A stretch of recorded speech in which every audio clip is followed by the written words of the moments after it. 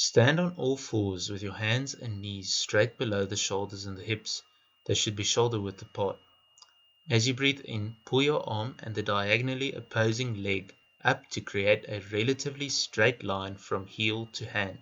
Try to keep the hips in a fixed position and do not rotate out of this as you move the legs.